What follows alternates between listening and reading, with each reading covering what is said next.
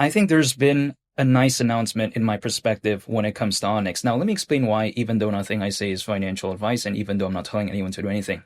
Not too long ago, Chain made a post on X, and it's talking about how they fully upgraded to ISO 20022. Now, before I get into this, I first want to explain the relationship between Chain and as well as Onyx. However, if we take a look at it, Chain, that was the original name of the project, right?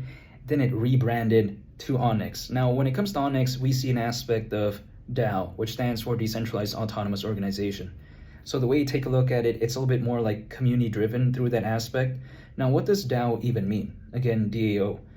It stands for, again, Decentralized Autonomous Organization, but that is an entity that is designed to be fully autonomous without a central point of control. We see many projects out there have an aspect of that, so it's not only just Onyx, right?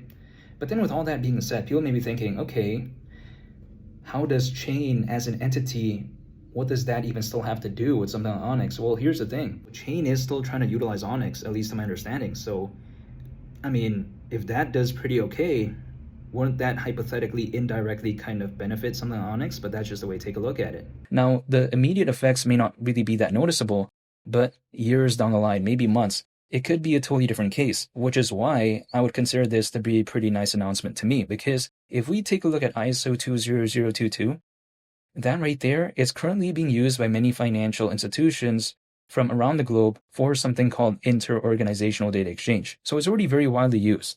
And we see aspects of that when it comes to Stellar, for instance, when it comes to Algorand, when it comes to something like XDC. I mean, there's a bunch of projects out there that have an aspect of ISO 20022.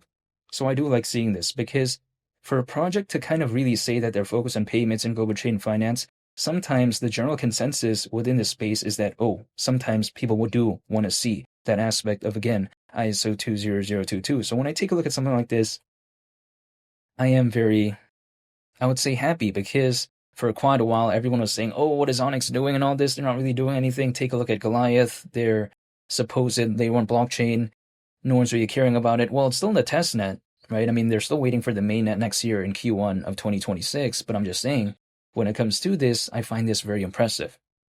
So when people like to say, Onyx isn't doing anything, Chain isn't doing this or doing that, well, I mean, when I take a look at stuff like this, how are they not doing something? That's the way you take a look at it.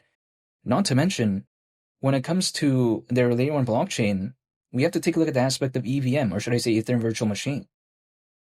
Ethereum is just a very popular layer 1 blockchain, so I do like seeing that. However, even besides that, I get it, right? We are currently around 44.5 times lower than 25 cents. Now, XCN has never reached those heights before, but I'm just saying, we are just kind of generally having a pullback. But the thing is, the way I take a look at it is that at the idea of 25 cents hypothetically, the market cap at that point would be around 9 billion. Like for some projects out there that have an aspect of ISO 20022, which in this case, it's a little bit different. I get it because this is something like Chain, right, which is fully upgraded to ISO 20022, which we still kind of see the links to Onyx, so it might be a little bit different. But I'm just saying, that kind of whole vibe, if I just see a market cap of around 9 billion, even though, again, XCN has never reached that, it just wouldn't necessarily, I think, surprise me if there was, hypothetically, assuming an altcoin season. But who knows, only time will tell, because I cannot control the markets, I cannot do anything. But this is just the way I take a look at it. Now, when we take a look at something like Onyx as well, people like to say, there's too many projects out there focused on payments and global trade and finance. Really, though? I mean, is there really that many that are that popular? I mean, I don't think there's actually more than 10 that are that popular within this space. This is just my perspective, because we know that Stellar is number 2, right? What is number 3 as of right now? XDC. Number 4, arguably, it's ZBCN. It was XCN, but then because of the pullback, now ZBCN kind of overtook it. But I'm just saying, beyond that, there's like, XPR, something like Swiftcoin. But how is that 10? You know what I mean? That's arguably like 5 if you remove the top 2 players within this space. And the thing is, the 5 that I just mentioned right there, if we remove the top 2 players within this space, right? They all have a market cap of below 2 billion. Like, this is not a space with projects that have 20, 30 compelling options and they all have massive market caps. That doesn't seem to be the case here. Now, that may seem a little bit counterintuitive because people may be saying, doesn't that mean that the projects haven't really become that popular? I think in a sense, yeah, sure, I could get that argument. However, at the same time, isn't kind of my intention to sort of dollar cost average before there's that mainstream attention?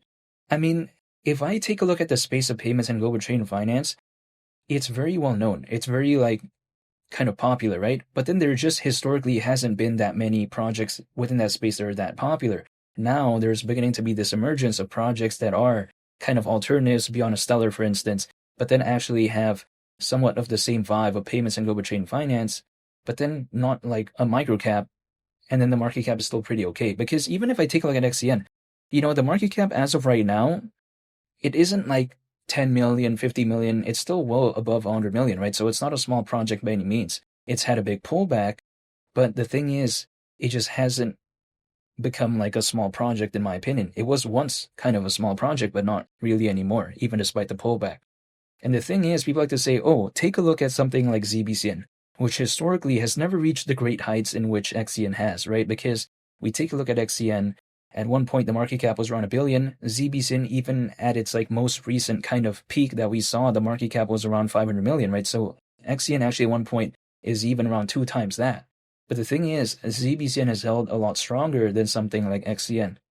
Why is that? Well, I think it's just maybe a change in sentiment. I also feel like maybe because Zebic has a Solana aspect, ZBCN, when it comes to that allegedly Circle, which is the creator of USDC, they supposedly hold a pretty significant amount of ZBCN. Also, Solana Ventures is one of their backers. So maybe it's because of that.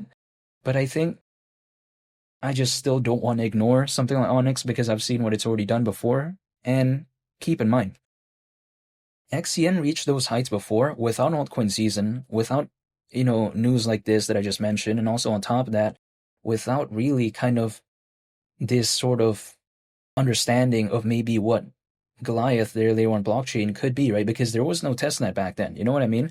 Like they launched a testnet, we're still waiting for the mainnet, but back then when XCN did that, I think fundamentally it wasn't as dynamic, I think arguably, as it is right now. So when I take a look at something like that, am I still excited when it comes to XCN? Well, in terms of the fundamentals, I would say yes, but in terms of the price, it's going to have to be a different case because I'm going to have to wait and see when it comes to that. Now, when it comes to this, though, what am I doing? I am dollar cost averaging, I'm holding, I'm just waiting. What do I think about the idea of 25 cents? I mean, hypothetically, it wouldn't necessarily surprise me, but again, I can't control anything when it comes to this. All I can do is just stay patient, hold, and wait, and that's pretty much about it. But in the meantime, though, I do like what I'm seeing when it comes to chain. I mean, it feels like they're still doing something. I still like the whole vibe when it comes to Onyx, and I just haven't given up. That's the way to take a look at it. As of right now, I am still dollar cost averaging once a month, even though I'm not telling anyone to do anything, but it's just personally what I'm doing. But I am still a fan of these type of projects when it comes to the ones that are focused on payments and global chain finance. Now, XCN isn't the only thing I'm holding, just because I never truly know what could ever happen to a project, right? I don't have those capabilities, so I just never know. So if I never know, I'm just going to hold projects which I do like, but not only just one. That's the way to take a look at it. No matter how much I am a fan of a project, I never just only believe in one project because, again, I just never know. I mean, like, for instance, take a look at what happened to Luna back then, right? What could I do about that? You know what I mean? So this is why I don't only just hold one project. This is just my point of view. But in the meantime, again, I'm still pretty excited with what I'm seeing when it comes to this fundamentally. But as of right now, all I can do is just stay patient, hold, and wait. And I guess that's pretty much about it. But I just wanted to make a update video real quick and talk about my perspective when it comes to this, because I don't really see many people talking about it as of right now, which, I can't really blame anyone for that, because if I take a look at it, even despite the slight recovery of XCN, it's still down by a lot. So of course, sometimes it's not that easy to talk about a project when it's not doing the best. However, personally for me, I don't determine how well a project is doing if the market isn't doing the best when it comes to altcoins. And then also if the price is having this pullback, I don't only base it off that. I take a look at what it did historically in terms of when there was pretty good attention. I take a look at maybe what it could be, hypothetically, if there was an altcoin season, and also take a look at the fundamentals. So my criteria is a little bit different. So some of my friends out there, they may think that Onyx doesn't have like the best sentiment as of right now, but personally for me, from a fundamental standpoint of view, I actually still like it, and I don't view it that way where it's like, oh, take a look at what's going on with the price, because this market moves in like up and downs like that, right? It's not only just like a certain way like that. Sometimes there's this movement, sometimes there's another movement. So if I know that, I kind of feel like I'm just going to stay patient. That's about it. However, I want to say thank you for watching. I hope you all have a nice day. It's Willie the Captain, and I'll catch you all on the next one. I'm out. Peace. Bye.